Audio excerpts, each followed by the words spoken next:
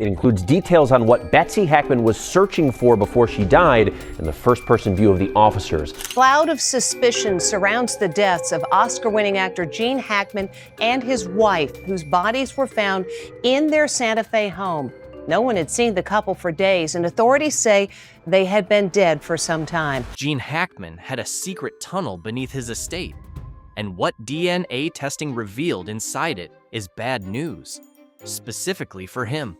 Not for his legacy, not for how the public remembers him, for him personally, for the choices he made, and for what federal investigators can now prove he was deliberately doing in the years before he died. The DNA findings triggered an immediate national security classification. Now with new details on the investigation into the death of actor Gene Hackman, including newly released video. The case was pulled from standard investigative channels within hours. And when you understand what the biological material inside that tunnel actually confirmed about Hackman's actions, not just the tunnel's existence, but what he knew, what he chose, and what he kept secret, the story stops being a mystery. It becomes a verdict. The surface story, nobody questioned. When Gene Hackman died at his $4 million Santa Fe estate in New Mexico, the official explanation felt like it wrote itself. He was 95 years old. His wife, Betsy Arakawa, had already passed. An elderly man, isolated in grief, withdrawing from the world until his body simply gave out. Betsy's cause of death was attributed to a severe viral infection. Police body camera footage shows deputies finding 65-year-old Arakawa dead in a bathroom. 95-year-old Hackman was found dead near the kitchen near the front door. Gene's was listed as heart failure. The narrative was clean. The narrative was human. The narrative was wrong. For most people, even the immediate appearance of federal agents at the estate barely registered. Police body camera footage showed deputies finding 65-year-old Arakawa dead in a bathroom. 95-year-old Hackman was found dead near the kitchen, near the front door. A man of Hackman's wealth and fame warranted procedural caution, didn't he? The FBI response was chalked up to standard protocol when high-profile estates change hands unexpectedly. The heavy steel gates, the motion sensors ringing the property, the thermal cameras mounted at intervals along the perimeter walls. Those were the expected eccentricities of a Hollywood legend who had spent decades fending off paparazzi. The non-disclosure agreements legally imposed on every person ever employed at the estate. Reasonable, private, understandable, and that's exactly what made it so effective as a cover story. The estate itself enforced the illusion. It sat enclosed behind solid stone walls, hidden entirely from the region's main road network. Decades of deliberate isolation had normalized every defensive measure. By the time Gene Hackman had fully withdrawn from public life, the compound was less famous as a celebrity retreat. Medical investigators believe the couple died about a week apart, with Arakawa dying of hantavirus first, while Hackman died of heart disease with Alzheimer's as a contributing factor days later. And more effective as a controlled perimeter.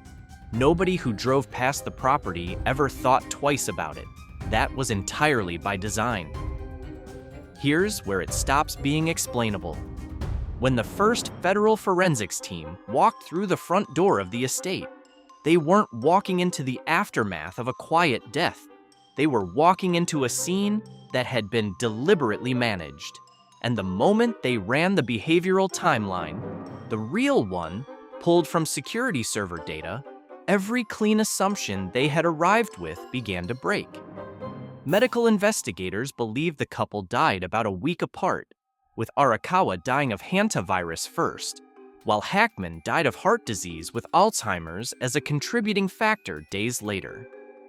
Betsy Arakawa died 7 full days before Gene Hackman, 7 days during which the estate's entire telecommunications system recorded 0 outgoing calls, no emergency services, no family, no medical contact of any kind. For 7 days, a 95-year-old man with documented heart disease sat alone in a sealed compound with his wife's body and never once reached for the phone. Investigators pulled the central security server data from the ground floor. What they found wasn't the random, disorganized record of a man overwhelmed by grief. The bedroom furniture had been dragged from its original positions. Personal safes had been forced open. And on the very day Betsy died, Gene Hackman had manually entered the code to disable all internal surveillance cameras, while simultaneously keeping the outer perimeter alarms locked at maximum sensitivity. And here's what the timeline actually shows. That configuration isn't panic, that's architecture.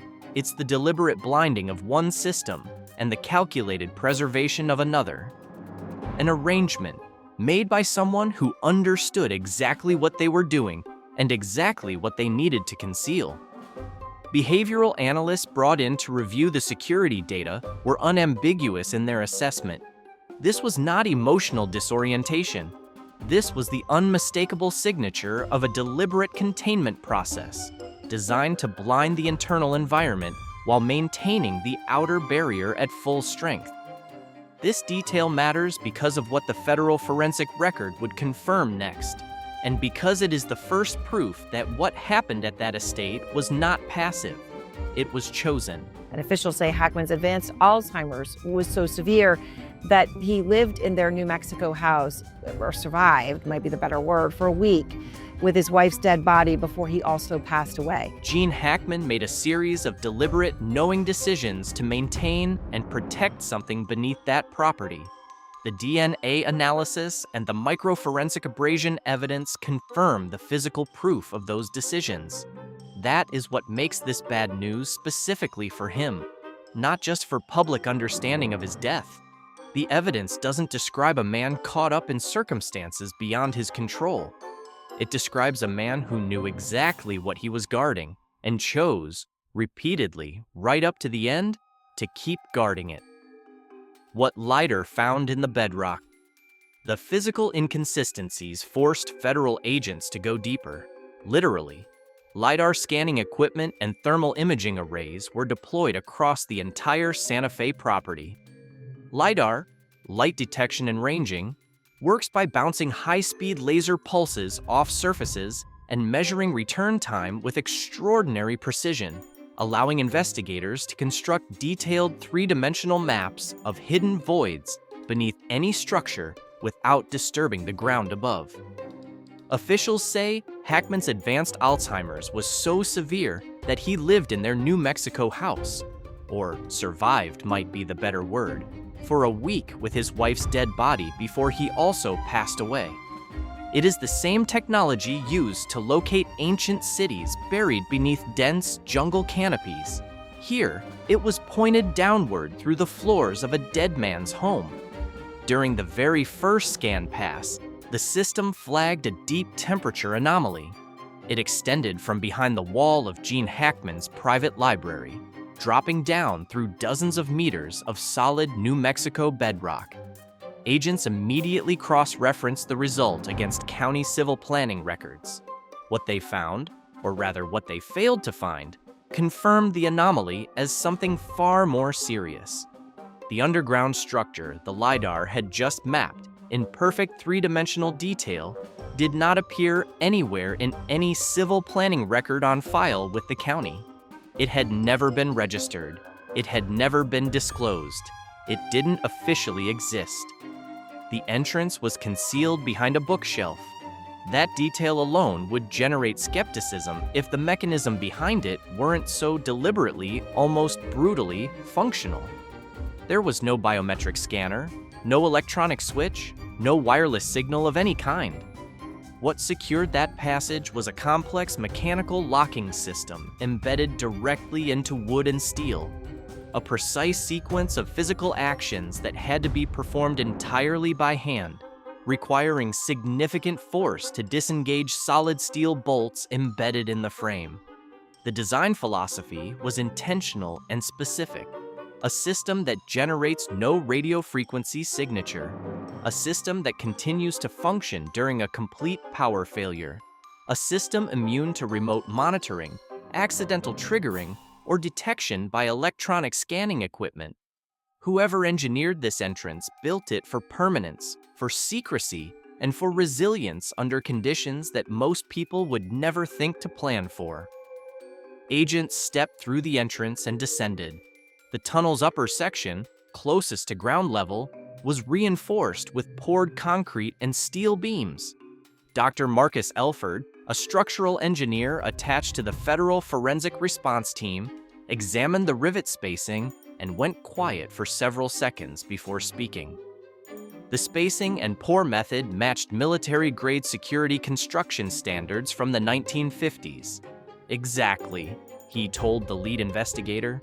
In 30 years of structural assessment, he had only seen that specific rivet configuration in 2 other places. Both were classified federal installations, but at a depth of 40 feet, everything changed. The industrial concrete stopped. The steel beams disappeared. What replaced them were rough stone walls carved with thousands of primitive tool marks. The air quality in the lower section of the tunnel revealed something deeply unsettling: unnatural thermal gradients, sudden shifts in humidity, and a dense concentration of oxidized metallic particles suspended in the atmosphere. The kind of chemical signature left by prolonged exposure to materials and processes that had no business being inside a sealed natural cave. The hand-carved stone core of this tunnel was not a modern construction. It was part of an ancient artificial geological formation, carved by human hands long before the military-era upper section was built above it, and long before the estate itself was ever laid on that ground. Whatever this tunnel's original purpose had been, it predated the 1950s construction that concealed it. It predated the estate. It may have predated anyone currently alive who knew about it. It wasn't a bunker with an old section. It was an ancient structure that had been reinforced, militarized, and buried beneath a private estate, with the deliberate intent that no one on the outside would ever find it. If you've been following this investigation from the beginning, you already know that what gets found at the bottom of that tunnel is the detail that changes everything. What the federal team was about to discover in that chamber, and what the DNA analysis would confirm about the biological conditions inside it, triggered a classification response that locked down this entire case within hours. If that's the kind of story you want to stay ahead of, subscribe now and hit the bell, because what comes next is the part they didn't want documented. What the DNA confirmed, and then the microforensic results came back. The dust samples taken from the tunnel's mechanical locking mechanism told a story that made the entire death investigation shift direction. Special forensic technician Raymond Voss, attached to the federal evidence team out of the Albuquerque field office, was the first analyst to examine the gears of the library locking system under magnification. He had been told to look for anything inconsistent with long-term disuse. What he found instead made him set down his instruments and call his supervisor before writing a single word in his report. The metallic abrasion marks on the interior gears were fresh, not months old, not years old, days old, aligning with forensic precision to the 7-day window between Betsy Arakawa's death and Gene Hackman's. The implication was inescapable. A 95-year-old man in the final documented stages of cardiac decline had not spent his last days confined to a bed. He had descended into that tunnel.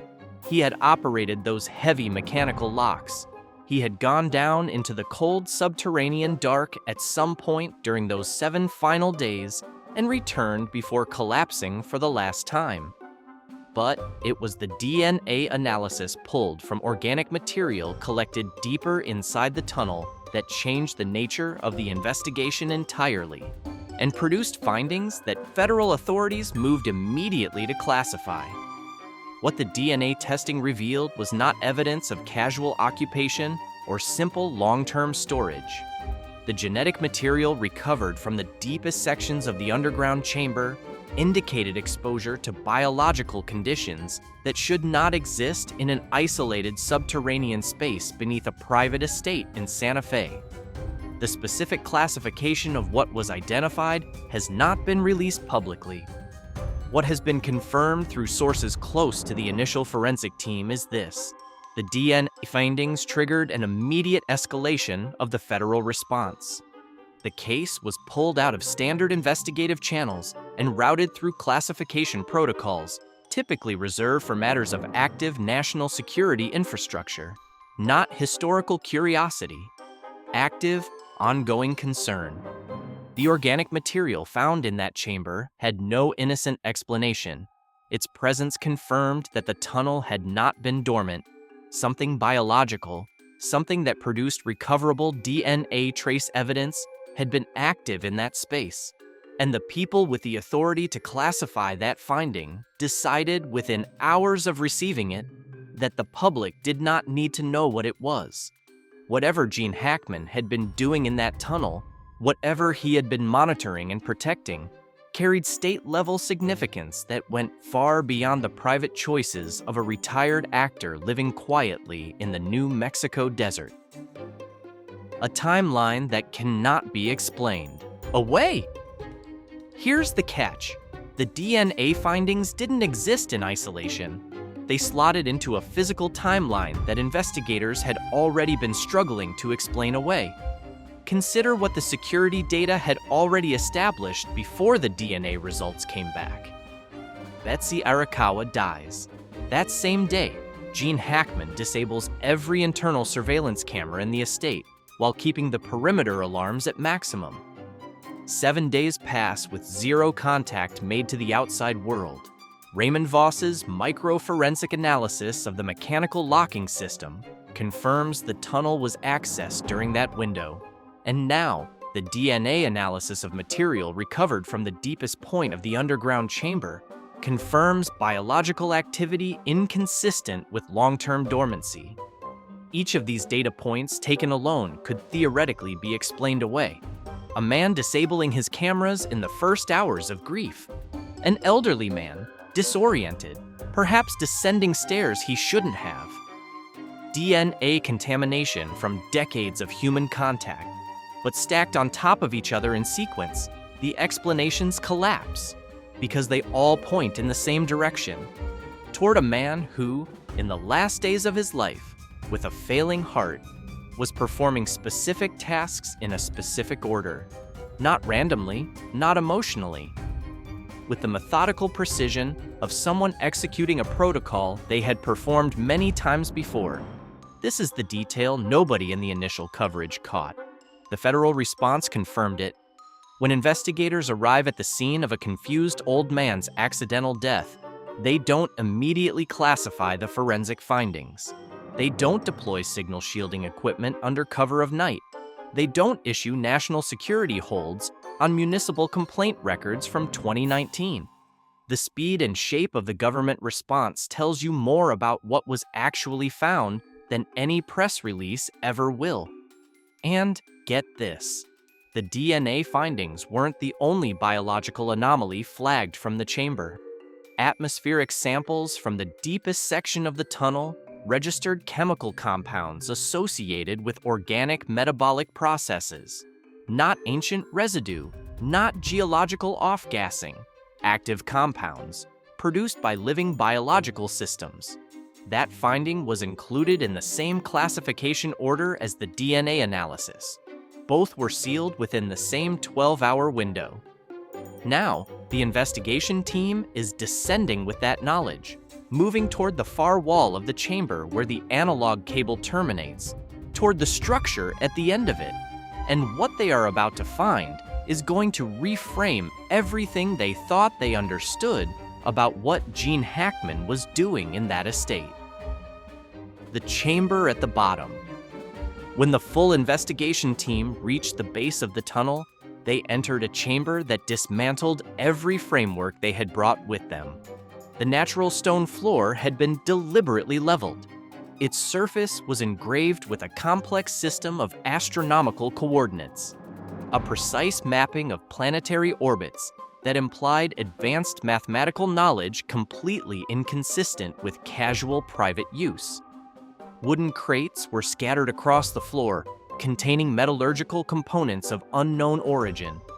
Many cast as single solid pieces with no welding seams, a manufacturing method with no precedent in documented early 20th century industrial metalwork. But none of that was what stopped the room. Embedded along the rough stone wall, secured with corrosion-resistant metal brackets, was a closed-circuit communication system. A thick coaxial cable, insulated with dense industrial rubber, penetrated directly through the wall above and cut through dozens of meters of solid bedrock before terminating in the heart of the underground chamber. Electrical systems analyst Dr. Claire Souza, on secondment from a federal infrastructure assessment unit, was brought in to evaluate the circuit. She confirmed on the record that this was not a relic from an old renovation. When she traced the power source and found the localized alkaline battery array operating completely independently of the estate's electrical grid above, sized and configured to run without interruption, even during a total surface power failure, she told colleagues it was one of the most deliberate pieces of electrical infrastructure she had assessed outside of a classified facility. The system was active, its protective casing showed clear evidence of regular cleaning and deliberate maintenance, performed with consistent care to resist the humidity levels present in the cavern. When Souza dismantled the physical connectors to examine the interior, she found no microphone, no speaker, no mechanism for voice communication of any kind in either direction. The cable terminated in a large mechanical signal transducer, a device whose sole function was to be pressed against solid surfaces and capture extremely low-frequency vibrations, minute pressure fluctuations, subtle movements traveling through the dense stone walls, converted into electrical signals. Those signals were then transmitted upward through the buried cable, directly to a concealed monitoring speaker inside Gene Hackman's private living quarters above. For an unknown number of years, Gene Hackman had not simply been living in that estate. He had been stationed there, listening, not to voices, not to broadcasts, not to the outside world, but to the vibrations of whatever was pressing against the far side of a sealed wall, 40 feet below his bedroom floor. The door that could not be opened at the terminal end of that analog cable, bonded with industrial epoxy to the deepest structure at the farthest wall of the chamber, where the cavern narrowed into an unnatural constriction, was a massive iron door. It was not made from modern ballistic materials. It was carbon steel, weathered by considerable age, completely flat. No external handle, no mechanical lock, no electronic keypad, no visible hinges on either face. Every seam along its perimeter, every point where the door met the natural stone frame surrounding it, had been sealed with continuous weld lines. Unbroken, permanent, applied entirely from the exterior. This is the detail that broke the investigative framework completely. A bunker door is built to protect those inside from intrusion. The handle, the bolt, the hinges, the locking mechanism, all of it exists so the people inside maintain control. They can open it, they can exit. But a door welded permanently shut from the exterior, with no mechanism on either face, follows a completely different logic. It is not a door built to protect. It is a door built to contain, to seal, to ensure that whatever is on the other side stays there, permanently and unconditionally. When this single detail reached the federal investigators, it inverted the entire narrative of the estate above. The towering stone walls, the strict confidentiality agreements that legally erased every employee from public record, the total isolation from the surrounding road and utility infrastructure, Gene Hackman's deliberate disabling of his own internal surveillance cameras in the hours following his wife's death. Assembled together, in the light of that welded steel door, not one of these measures reads like the privacy precautions of a famous man tired of cameras. He was not protecting himself from the world. He was protecting the world from whatever existed on the other side of that sealed barrier. For years, possibly for the last 2 full decades of his life, Gene Hackman had been the sole civilian warden of a geological containment structure, using the estate's perimeter defenses to prevent accidental access to the tunnel entrance, relying on the analog cable and the monitoring speaker to continuously track the pressure, the rhythm, and the vibrations of whatever the iron door was holding back, verifying day after day that the physical seal remained unbroken. The magnitude of what he had been carrying alone was revealed most clearly in what the federal authorities did next. They had plasma cutting equipment on site, industrial-grade tools capable of breaching any steel structure within minutes. Not a single agent present was authorized to activate it. National security specialists stood before that rusted door, analyzed the weld lines, documented the astronomical star map carved into the floor, and made one decision: everything stays sealed. The barrier does not get breached. They refused to open what one man had spent his entire life keeping closed. The information locked down. The moment technical reports detailing the welded door, the listening cable, and the classified DNA findings reached Central Command, evidence collection at the site was halted entirely. A total information lockdown was imposed across the area. No forensic documentation was released to the press. Local reporters attempting to approach the perimeter were turned back by military police. Ownership of the surrounding forest land was placed under special government control, justified under urgent national security provisions. Every Freedom of Information Act request seeking the structural plans of the site was denied under the highest available classification protocols. This is the detail that should stop you cold. And then the data erasure was discovered.